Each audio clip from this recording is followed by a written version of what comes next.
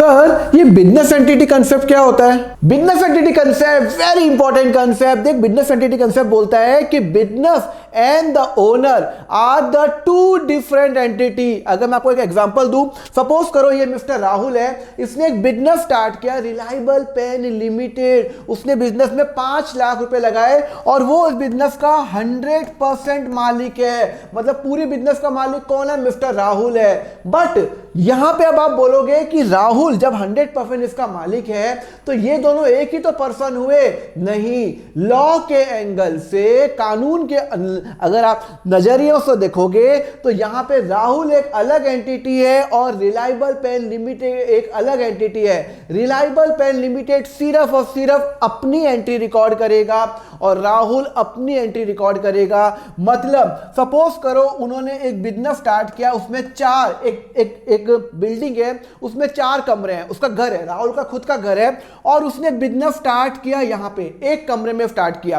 पूरे घर का रेंट है 20,000 रुपए। पूरे जो घर में जो जहां पे राहुल रहता है 20,000 रुपए रेंट है और उसने बिजनेस जो 1 कमरे में स्टार्ट किया, 4 कमरे हैं, तो यहां पे रिलायबल पेन लिमिटेड जो बिजनेस उसने यहां स्टार्ट किया उसका खर्चा कितना है? वो सिर्फ 1 कमरा यूज कर रहा है तो उसका खर्चा है 5,000 रुपए। 20,000 को 4 में डिवाइड करूंगा तो ये जो खर्चा है वो 5,000 दिखाएगा और बाकी का जो 15,000 है, जो 3 जो कमरे वो अपने घर पर्सनल यूज के लिए यूज कर रहा है, वो राहुल अपना खर्चा दिखाएगा। मतलब बिजनेस अपना खर्चा दिखाएगा, राहुल अपना खर्चा दिखाएगा। दोनों को कंबाइन नहीं कर सकते। लॉ की नजर से दोनों सेपरेट एंटिटी है, दोनों को आप मिक्स कभी नहीं करोगे। तो यहां पे वही लिखा हुआ है, according to business entity concept business is treated as a unit separate and distinct from the owner. वो ओनर से एक अलग होती है। ओनर और business will always be consider as a different. Clear है? तो जब भी आप कोई अकाउंटिंग करोगे आपको नजरिया क्या होना चाहिए? अकाउंटिंग किसकी कर रहे हो? अगर आप रिलायंस की कर रहे हो तो रिलायंस एक सेपरेट एंटिटी है एंड मुकेश अंबानी जी वो एक सेपरेट एंटिटी है। आप दोनों को मिक्स नहीं कर सकते। क्लियर है? चलो अब मैं आपको बताता हूं, सपोज करो ये बिजनेस है रिलायबल पेन लिमिटेड, उससे 5 लाख रुपए राहुल ने डाले और एक बैंक ने भी 3 लाख रुपए डाले। बैंक ने भी 3 लाख रुपए डाले। इस केस में भी बिजनेस एक अलग एंटिटी है, बैंक एक अलग एंटिटी है और राहुल एक अलग एंटिटी है। आप तीनों को मिक्स कभी भी मत करना। क्लियर है? Due to this concept owner is treated as the creditor of the business to the extent of his capital. मतलब अगर ये रिलायबल पेन लिमिटेड है, अगर आप उसकी अकाउंटिंग कर रहे हो तो आपको उसके एंगल से सोचना है। मैं हूं रिलायबल पेन लिमिटेड का अकाउंटेंट तो मैं रिलायबल पेन लिमिटेड के एंगल से सोचूंगा कि भाई मुझे 5 लाख रुपए राहुल ने दिए तो मुझे फ्यूचर में उसको 5 लाख वापस करने हैं। उसने मुझे पैसे दिए, कल अगर वो बिजनेस छोड़ता है या ट्रांसफर करता है तो मुझे उसको 5 लाख वापस देने हैं। सिमिलरली मुझे बैंक ने 3 लाख रुपए दिए तो मुझे बैंक को 3 लाख रुपए फ्यूचर में वापस देने हैं। तो मेरे लिए लायबिलिटी है, मेरे लिए ओनर भी लायबिलिटी है, मेरे लिए बैंक भी लायबिलिटी है। मुझे दोनों को पे करने हैं। मतलब दोनों मेरी बुक्स में बैलेंस शीट में लायबिलिटी आएगी। ये बट ऑब्वियस मेरी इंटरनल लायबिलिटी है, ये एक्सटर्नल है। पर बिजनेस के एंगल से भले ही मेरा मालिक हो तो क्या हुआ, मुझे उसको पे करना है फ्यूचर में क्योंकि उसने मुझे पैसे दिए हैं। कानून की नजर में एक अलग एंटिटी हूं तो यहां पे मुझे उसको पे करने 5 लाख और इसको पे करने 3 लाख। ये मेरी अलग एंटिटी है। क्लियर है? चलो, वो बिजनेस खुद कर वो खर्चे रिकॉर्ड करेगा, will only record and not the owner personal transaction. तो owner can't show it personal expenditure, वो यहां पे नहीं दिखा सकता। एग्जांपल बताता हूं, देखो मनीष ने स्टार्ट किया बिजनेस स्मार्ट कैजुअल लिमिटेड, एक शर्ट का बिजनेस स्टार्ट किया, क्लोथ का बिजनेस स्टार्ट किया। क्या Manish expense of smart in his book दिखा सकता है? क्या will Manish record the expense of smart casual in his book और in the books of smart casual? Manish वो खर्चे कहां दिखाएगा? जो बिजनेस के खर्चे हो रहे हैं वो कहां दिखाएगा? सर बिजनेस का खर्चा तो सिर्फ बिजनेस ही दिखाएगा। तो सर ये मनीष नहीं दिखाएगा, ये स्मार्ट कैजुअल ही दिखाएगा अपने बुक्स में। हाँ, तो जो भी खर्चा बिजनेस कर रहा है अपने लिए तो बिजनेस अपना खर्चा दिखाएगा। तो मनीष बिजनेस का खर्चा अपनी बुक्स में नहीं दिखाएगा। मनीष एक सेपरेट एंटिटी है एंड स्मार्ट कैजुअल लिमिटेड एक सेपरेट एंटिटी है। दोनों अपने अपने खर्चे दिखाएंगे। दूसरा क्वेश्चन, बिजनेस ओनर नितिन ने अपनी डॉटर की स्कूल की फीस 75,000 रुपीज बिजनेस फंड में यूज की। क्या and same is recorded at the business expenditure?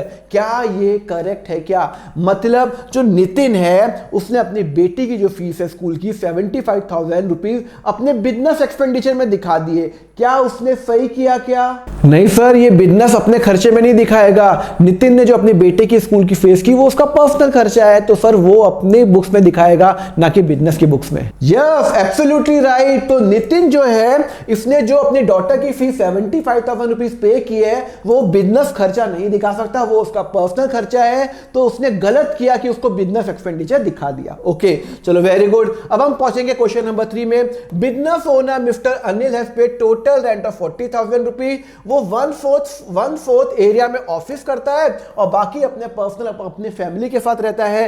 How much expenditure वो बिजनेस एक्सपेंडिचर दिखाएगा, मतलब टोटल कितना है रेंट 40,000 रुपीज, वो 1/4 में ही बिजनेस करता है, तो वो रेंट कितना दिखाएगा बिजनेस के अंदर? सर 40,000 में अनिल जो रेंट दिखाएगा वो सिर्फ 1/4 दिखाएगा एज अ बिजनेस एक्सपेंडिचर, तो 40,000 divided by 4 which is equal to 10,000, तो वो बिजनेस एक्सपेंडिचर दिखाएगा। एब्सोल्युटली राइट, बिकॉज वो 1/4 ही यूज कर रहा है, तो वो कितना दिखाएगा? 1/4 ही दिखाएगा एज अ ऑफिस यूज के लिए। तो मतलब 40,000 डिवाइडेड बाय 4 कितना हो गया? 10,000 रुपए। वो कहां दिखाएगा? अपना ऑफिस एक्सपेंडिचर दिखाएगा। क्लियर है? समझ में आया?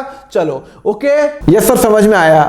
सर ये बिजनेस ट्रांजैक्शन क्या होती है and how it is different from event? बहुत ही अच्छा क्वेश्चन है। देखो बिजनेस ट्रांजैक्शन क्या होती है? बिजनेस ट्रांजैक्शन होती है it is an economic activity of the business that changes the financial position.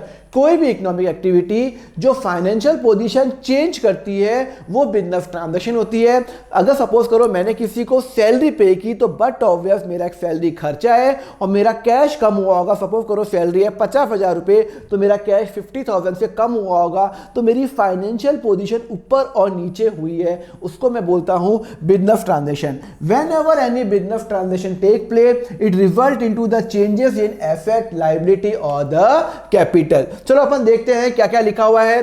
की feature of business transaction, it involve economic activity, transaction में भी इंटरनल और एक्सटर्नल सब डिस्कस करेंगे। It result into the change financial position and changes must be capable to be express in terms of money. मतलब जो भी change हो रहा है उसको मनी में एक्सप्रेस करना पक्का आना चाहिए। जैसे एग्जांपल देता हूं, राहुल ने बिजनेस स्टार्ट किया विद कैपिटल ऑफ ₹7 लाख रुपए, उसने गुड परचेज के 2 लाख के, 40% उसने गुड बेच दिए 90,000 के और 2,000 रेंट पे किया, तो अब सॉरी इलेक्ट्रिसिटी बिल पे किया। अब इसमें बताओ बिजनेस ट्रांजैक्शन क्या है?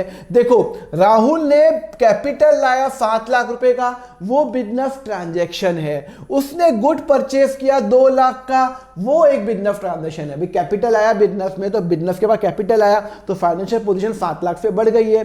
फिर उसने सामान खरीदा 2 लाख का, तो 2 लाख से कैश कम हो गया, फाइनेंशियल पोजीशन ऊपर नीचे हो गई, बिजनेस ट्रांजैक्शन है। फिर उसने सामान बेचा 90,000 का, तो भाई 90,000 रुपए आए होंगे ना, तो या तो आएंगे या आने वाले होंगे, दोनों केस में मेरी फाइनेंशियल पोजीशन ऊपर नीचे हो गई है, तो ये भी मेरी बिजनेस ट्रांजैक्शन है। और फिर मैंने इलेक्ट्रिसिटी बिल पे किया 2,000 का, तो वो भी क्या है? मेरी बिजनेस ट्रांजैक्शन है। तो बिजनेस ट्रांजैक्शन वो होती है जो मेरे को जो मेरी फाइनेंशियल पोजीशन को मतलब हिला देती है, चेंज कर लेती है, भले वो 1 रुपए से करे या मेरी बैलेंस शीट में चेंजेस आते हैं, तो वो मेरी बिजनेस ट्रांजैक्शन होती है। ओ समझ गया सर। तो सर ये बिजनेस ट्रांजैक्शन और ये इवेंट में क्या फर्क है? हाँ ये तुमने बात पूछी ना अच्छी। देखो बिजनेस ट्रांजैक्शन क्या होती है? जब भी कोई फाइनेंशियल पोजीशन चेंज करता है। इवेंट क्या है? वो रिजल्ट है। वो क्या है? Result of the business transaction है। मतलब event is the consequence of the result of the transaction. आप एग्जाम देने गए, वो बिजनेस ट्रांजैक्शन है। आपका एग्जाम का रिजल्ट आया, वो मेरा इवेंट है। एग्जाम्पल अगर मैं अकाउंट के एंगल से बताऊं तो देखो ये सेम क्वेश्चन है। तो मैंने आपको बता दिया था राहुल ने कैपिटल इंट्रोड्यूस किया, वो मेरा बिजनेस है। वो उसने गुड परचेज किया, वो मेरा बिजनेस ट्रांजैक्शन है। उसकी सेल्स हुई, वो बिजनेस ट्रांजैक्शन है। उसने इलेक्ट्रिसिटी बिल पे किया, वो मेरा बिजनेस ट्रांजैक्शन है। अब इवेंट क्या हो गया? वो होता है इवेंट होता है नेट रिजल्ट। नेट रिजल्ट क्या हो गया? तो सबसे पहले देखो यहां पे क्या है? इवेंट क्या है? देखो यहां पे लिखा हुआ है राहुल ने बिजनेस स्टार्ट किया 7 लाख का। ओके 7 लाख का बिजनेस स्टार्ट किया। ओके 7 लाख के बिजनेस के अंदर उसने गुड परचेज किया, 2 लाख का गुड परचेज किया। ओके 2 लाख का उसने 40% बेच दिया, तो 2 लाख उसकी कॉस्ट थी। क्या थी? उसकी कॉस्ट थी। 2 लाख उसकी कॉस्ट थी, तो 2 लाख का 40% कितना हुआ? Sir 80,000 rupees. उसने 80,000 रुपीज का जो सामान है वो कितने पे बेचा? 90,000 पे बेचा। कितने में बेचा? 90,000 में। अरे भैया उसने 2 लाख का सामान खरीदा, पर 2 लाख का जो सामान खरीदा उसमें से सिर्फ 40% ही बेचा, तो 2 लाख का सामान का 40% कितना हुआ? 80,000। तो ये क्या हो गई? ये मेरी हो गई कॉस्ट हो गई, ये मेरी कॉस्ट हो गई, और इतने पे उसने बेच दिया, तो 10,000 का क्या हुआ? प्रॉफिट हो गया। तो ये क्या है? मेरा इवेंट है। It is a consequences of the result of the business transaction. मतलब मैंने ये बिजनेस ट्रांजैक्शन की, उससे मेरा क्या क्या फर्क पड़ा। तो यहां पे मेरे को 2 लाख का सामान खरीदा, 40% बेच दिया, 80 का सामान 90 में बेचा, 10 का फायदा हुआ, तो 10 क्या हो गया? मेरा इवेंट हो गया, प्रॉफिट हो गया, इवेंट हो गया। दूसरा, मैंने सामान कितने खरीदा था? 2 लाख का। 2 लाख में से 40% तो मैं बेच चुका हूं, इसका मतलब है 60% अभी भी बाकी है। 2 लाख का 60% अभी भी बाकी है, हाँ 60% अभी भी बाकी है, इज इक्वल टू 1,20,000 का सामान अभी भी मेरे बिजनेस के अंदर पड़ा हुआ है।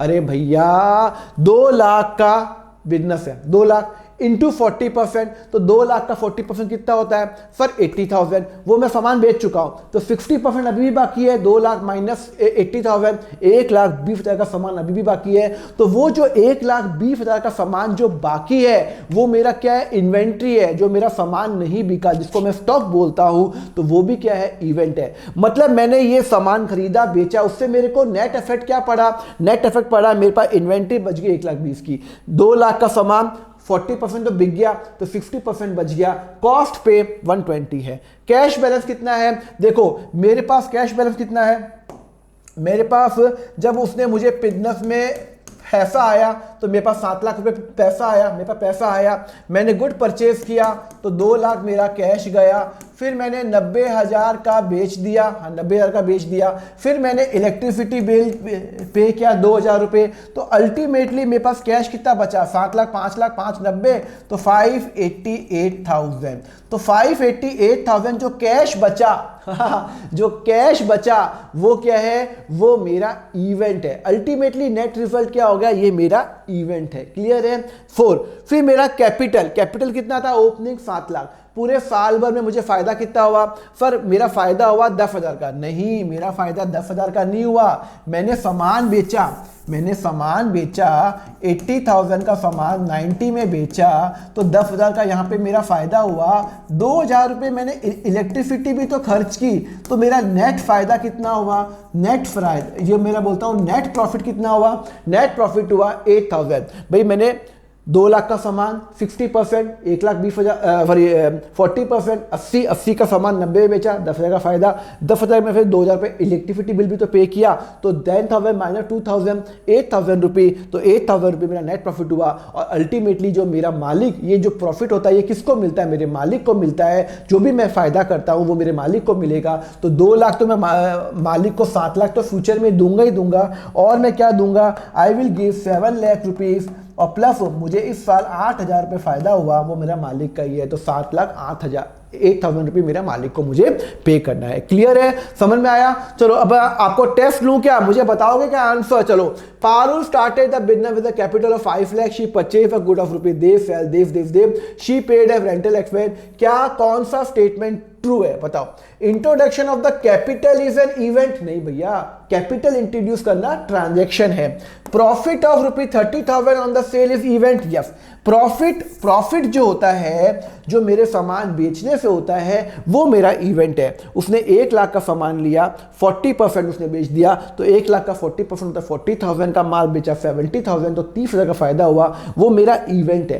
तो बी सही लग रहा है। सी देखते हैं, profit of 30,000 on sale of good is transaction? नहीं भैया नहीं, ये तो गलत है, ये भी गलत है।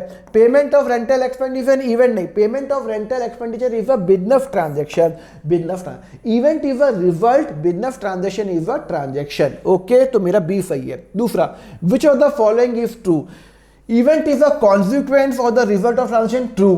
Business transaction involve economic activity? True. Whenever any business transaction result is change in asset, liability, capital? True. तो all of the above answer हो जाएगा डी। ये तीनों मेरे सही है, all of the above। Okay, समझ में आया आपको? क्लियर है?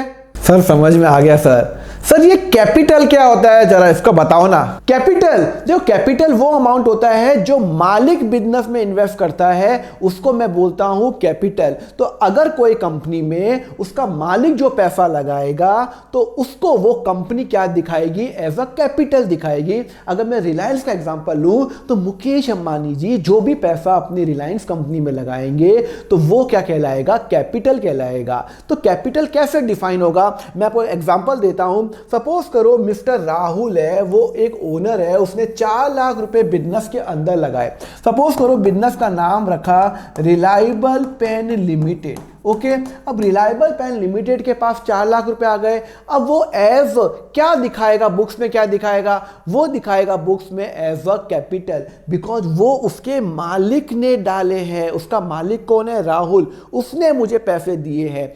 अब ये कैसे डिफाइन होगा कि हो सकता ना इसने लोन भी दिया हो। देखो अगर कोई मालिक पैसा देता है विद इंटेंशन की बिजनेस का जो भी फायदा होगा नुकसान होगा वो इसका, तो वो मेरा कैपिटल कहलाएगा।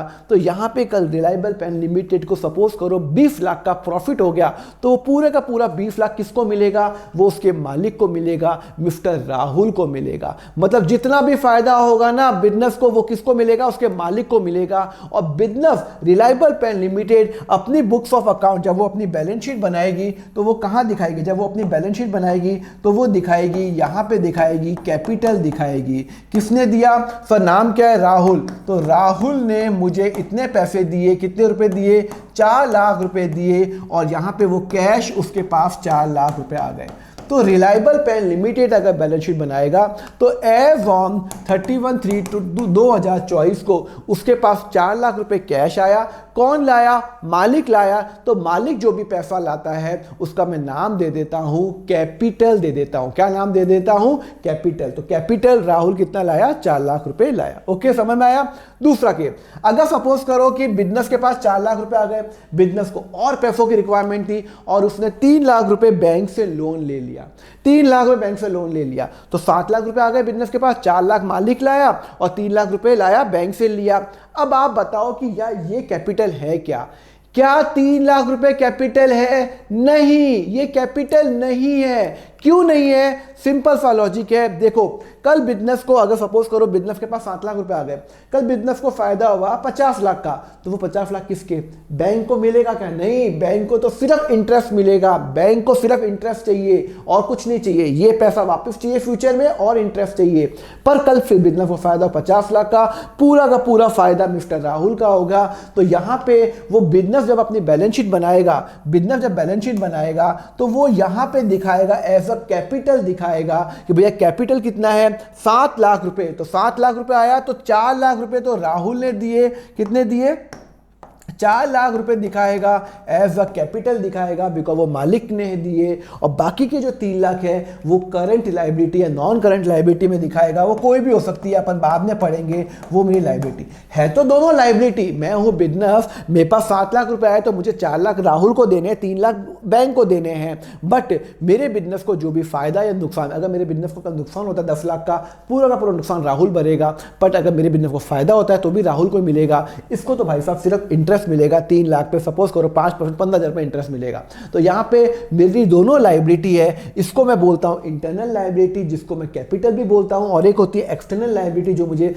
ओनर के अलावा किसी को पे करना है, किसी को सैलरी पे करनी है, किसी को कुछ पे करना है, वो मेरी एक्सटर्नल लायबिलिटी हो गई। तो फटाफट टेस्ट लूंगा आपका, मुझे बताओ उसका आंसर बताओ। Which of the following is true, capital का फॉर्मूला क्या होगा मुझे बताओ। Capital is equal to asset plus outside liability. चलो मैं आपको एक एग्जांपल बताता हूं। ये मेरा टोटल एसेट्स है, ये मेरी टोटल लायबिलिटी है। अभी अपन ने बैलेंस शीट नहीं पढ़ी है, पर अपन बैलेंस शीट पढ़ेंगे तो आपको बताऊंगा कि यहां पे बैलेंस शीट के 2 पार्ट होते हैं। एक होता है लेफ्ट लायबिलिटी, राइट एसेट। तो एसेट साइड का जो टोटल होगा वो हमेशा लायबिलिटी टोटल से इक्वल होगा। ऐसा कभी नहीं होगा कि एसेट और लायबिलिटी टोटल इक्वल नहीं होगा, जो अपन बाद में पढ़ेंगे। जब अपन बैलेंस शीट पढ़ेंगे ना तो वो हमेशा इक्वल क्यों होगा वो समझेंगे। तो ध्यान रखना, जो एसेट का टोटल होगा वो टोटल लायबिलिटी का होगा। तो अगर बिजनेस, मैंने आपको एक एग्जांपल करके भी बताया था, अगर बिजनेस के पास 4 लाख रुपए कैश आता है तो 4 लाख की लायबिलिटी भी कहीं ना कहीं बनेगी। अल्टीमेटली टोटल आपका सेम रहेगा। तो एसेट का total external liability plus capital का होता है, जो मैंने यहां पे लिखवा भी चुका हूं। एसेट कैपिटल क्या होता है? Asset minus outside liability. अगर मुझे कैपिटल निकालना है, ये 4 लाख निकालना है, यहाँ का टोटल कितना आ गया सर? 7 लाख आ गया। और कैश कितना आ गया? चलो कैश कितना आ गया? 7 लाख रुपए। 7 लाख रुपए कैश आ गया। चलो यहाँ पे लिख देता हूँ 7 लाख रुपए। तो अल्टीमेटली मेरा टोटल कितना हो गया? 7 लाख रुपए कैश है, 4 लाख रुपए मेरे इंटरनल लायबिलिटी है, 3 लाख रुपए मेरी एक्सटर्नल लायबिलिटी है। तो अगर मुझे ये 4 लाख निकालने हैं तो ये कैसे निकाल सकता हूं? Total asset minus outside liability, total asset minus outside liability, तो वो मेरा क्या हो जाएगा? मेरा कैपिटल हो जाएगा। तो फॉर्मूला क्या होगा? फॉर्मूला होगा जो टोटल एसेट होता है वो होता है capital plus outside liability, outside liability, ठीक है ना। मतलब total asset is equal to capital plus outside liability, 7 lakh और 7 लाख। तो यहां पे वही लिखा हुआ है, capital is equal to asset plus outside liability, नहीं गलत। Asset is equal to capital minus outside liability, नहीं भैया, वो बोल रहे हैं asset is equal to capital minus outside, नहीं कैपिटल प्लस आउटसाइड होता है, ये भी गलत है।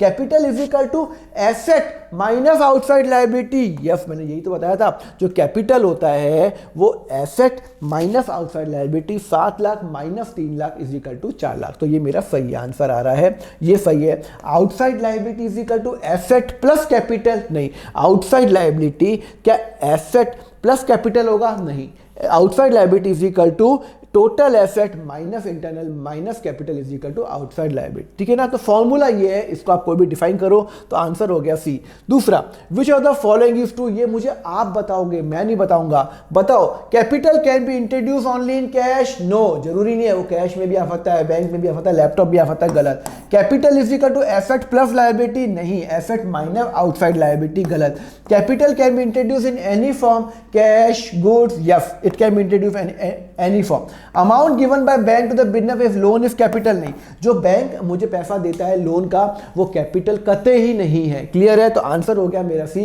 कैपिटल कैश के, जो मेरा मालिक है वो मुझे कैश में दे सकता है, लैपटॉप भी दे सकता है, बिल्डिंग मेरे नाम कर सकता है, मेरे बिजनेस के नाम कर सकता है, it can B into the any form, clear है, समझ में आया आपको? यस सर, समझ में आ गया। सर ये ड्राइंग क्या होती है ये भी बताओ ना, and how it is different from the capital. Drawing, देखो ड्राइंग और कैपिटल में फर्क है, दोनों मैं अपने ओनर के लिए यूज करता हूं, कैपिटल भी ओनर के लिए, ड्राइंग भी ओनर के लिए, पर दोनों में फर्क क्या है बताता हूं। देखो होता क्या है, ड्राइंग क्या होता है, एनी कैश और value of good withdrawn by the owner for personal use और any private payment made of business fund और कॉल्ड द ड्राइंग। होता क्या है, सपोज करो मैं आपको एग्जांपल बताता हूं, एक बिजनेस है रिलायबल पेन लिमिटेड और उसका जो मालिक है वो राहुल है और उसने बिजनेस के अंदर 5 लाख रुपए डाले एज अ फंड डाला, तो वो क्या हो जाएगा, कैपिटल।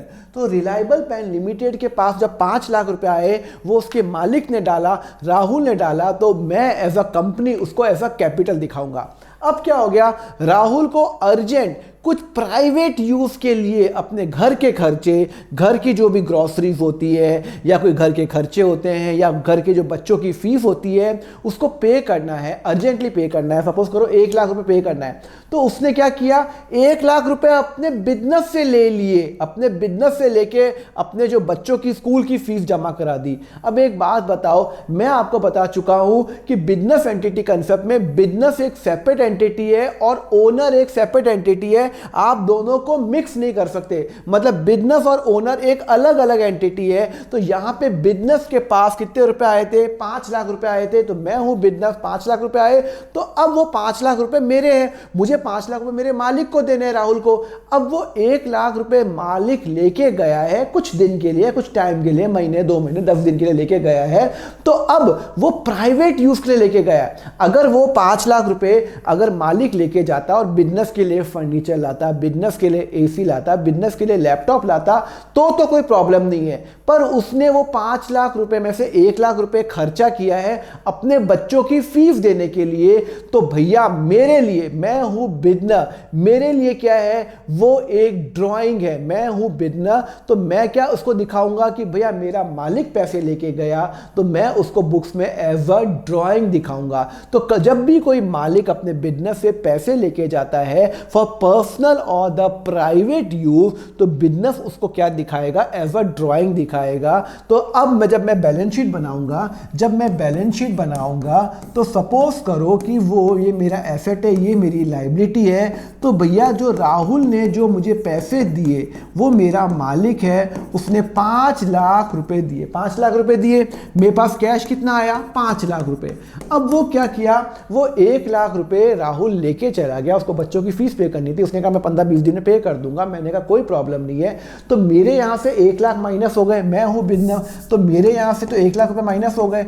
पर वो कौन लेके गया, मालिक लेके गया। तो जब मुझे कोई मालिक से पैसे लेने होते हैं, जब वो प्राइवेट यूज के लिए लेके जाता है, तो मैं क्या दिखाऊंगा, ड्राइंग दिखाऊंगा। और ये मेरे लिए एसेट है, मैं हूं रिलायबल पेन लिमिटेड, मेरा मालिक मुझसे 1 लाख रुपए लेके गया, तो मैं एक अलग एंटिटी हूं, तो मैं उसे 1 लाख रुपए फ्यूचर में लूंगा। मुझे जब कोई चीज लेनी होती है किसी से, तो वो मैं एसेट दिखाता हूं। तो यहां पे क्या हो जाएगा, ड्राइंग हो जाएगा। ड्राइंग हो जाएगा कि मुझे मेरे मालिक से, राहुल से 1 लाख रुपए लेने हैं। तो जब मुझे किसी से पैसे लेने होते हैं, तो वो 1 लाख रुपए जो लेने हैं वो मेरा क्या हो जाएगा, मालिक का लेना है, तो वो मेरा ड्राइंग कहलाएगा। तो हमेशा क्लियर रखना, ये कैपिटल और ड्राइंग दोनों मेरे मालिक के लिए यूज होते हैं। कैपिटल जब मालिक पैसे देता है, और जब मालिक पैसे कुछ टाइम के लिए लेके जाता है, कोई प्राइवेट यूज के लिए, पर्सनल यूज के लिए, तो उसको मैं क्या बोलता हूं, ड्राइंग बोलता हूं। और ड्राइंग हमेशा मेरा एसेट में दिखाता है। तो जब मेरा मालिक 1 लाख रुपए लेके गया बिजनेस से, तो वो क्या दिखाएगा, एज अ ड्राइंग दिखाएगा। क्लियर है।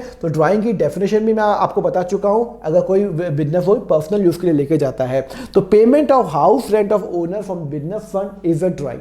बिजनेस अपने मालिक के घर का खर्चा नहीं देगा, वो ड्राइंग होगा।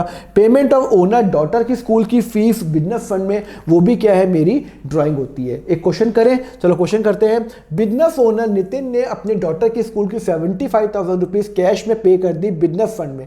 Can you tell me the accounting approach. एक बात बताओ, बिजनेस का पैसा बिजनेस का है, मालिक अपनी बच्ची की फीस बिजनेस का फंड कैसे यूज कर सकता है। तो मैं क्या दिखाऊंगा, एज अ ड्राइंग दिखाऊंगा। ड्राइंग दिखाऊंगा बुक्स में, मैं अपनी बुक्स में ड्राइंग दिखाऊंगा। मैं मतलब रिलायबल पेन लिमिटेड जो मालिक है, तो जो बिजनेस है वो 75,000 रुपीज क्या दिखाएगा, एज अ ड्राइंग दिखाएगा कि नितिन से पैसे लेने हैं। ठीक है ना, समझ में आया। विच of the following is a drawing. एक बात बताओ, withdrawal money from business for paying the office expenditure. Business का फंड बिजनेस के लिए यूज हुआ, ड्राइंग नहीं है। Withdrawing money from the business for paying the personal house rent, ये मेरा ड्राइंग है। Withdrawing money from business for purchasing a laptop for business, ये मेरा ड्राइंग नहीं है, तो मेरा बिजनेस का खर्चा है। Withdrawing money for the payment of peon की सैलरी, ये भी मेरी ड्राइंग नहीं है, क्योंकि ये भी मेरा ऑफिस का खर्चा है। ये बी वाला मेरा ऑफिस का खर्चा नहीं है, पर्सनल हाउस रेंट मेरी जिम्मेदारी नहीं है, तो वो क्या हो जाएगा, मेरा ड्राइंग हो जाएगा। क्लियर है, समझ में आया आपको। सर ये जो नोट्स जो आप जो स्लाइड यूज करते हो ना सर, ये कहां मिलेगी प्लीज बताओ ना सर। ये स्लाइड्स देखो, अगर ये स्लाइड आपको चाहिए, मैंने नीचे लिंक दिया हुआ है, कमेंट सेक्शन पे भी है, डिस्क्रिप्शन सेक्शन में भी है, बहुत ही नॉमिनल कॉस्ट है, वहां पे जाके आप बाय कर सकते हो स्लाइड। एंड ये एमसीक्यू टेस्ट जरूर अटेम्प्ट कर देना, मैं आपको लिंक दे दूंगा, नीचे लिंक दिया हुआ है, वहां पे जाके जो भी एमसीक्यू टेस्ट है प्लीज अटेम्प्ट कर लेना। मेरी अकाउंट फंडा ऐप डाउनलोड करो, वहां पे भी आप मेरे अटेम्प्ट कर सकते हो एमसीक्यू टेस्ट। नोट्स के लिए भी वहां पे अकाउंट फंडा पे मिल जाएगा, और नीचे मैंने लिंक सारे दिए हुए डिस्क्रिप्शन में, आप वहां पे कर सकते हो। एंड यस, मेरी यूट्यूब मेंबरशिप जो है वो भी आप ज्वाइन कर सकते हो। अगर आपको इन डेप्थ में पढ़ना है, आपको एक कंसेप्ट पे बहुत सारे क्वेश्चंस करने हैं, तो वहां पे कर सकते हो। 400 घंटे का वहां पे लेक्चर्स पढ़े हुए, 160 आवर क्लास 11th का एंड 240 आवर क्लास 12th का। नीचे ज्वाइन बटन पे आप क्लिक कर सकते हो, you can explore all the option. Thank you very much. अब हम मिलेंगे नेक्स्ट लेक्चर में with a new concept. Thank you.